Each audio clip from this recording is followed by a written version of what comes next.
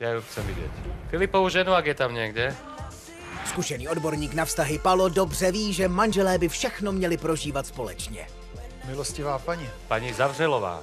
Ano, paní Zavřelová. Víte co, já vám sem teďka vezmu tu židličku a vy si sednete k nám a budete s náma komentovat pana manžela. Co tomu říkáte? Nevím, jestli to bude objektivní. Proč si ho přihlásila sem?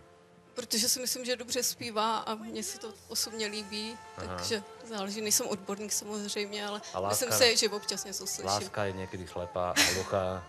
Mně se líbilo, jak zpíval, ještě když jsme spolu nebyli. Ano? Ale víte, že je to nebezpečný.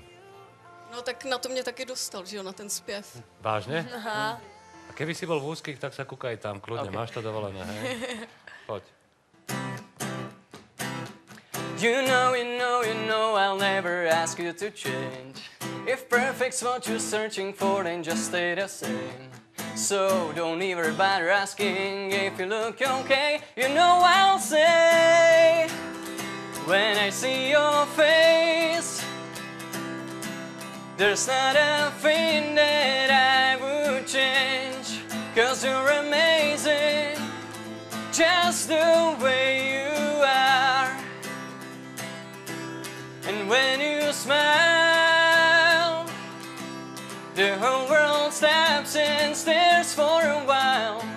'Cause you're amazing, just the way you are. Postupuje. Fakt? Super, No jasně. Aha. díky. moc. Evička, chceš něco? Bylo to dojemné, že? Eva má slzu. OK, vidíme se. A vidíte to, paní Zavřelová, takhle to chodí, no.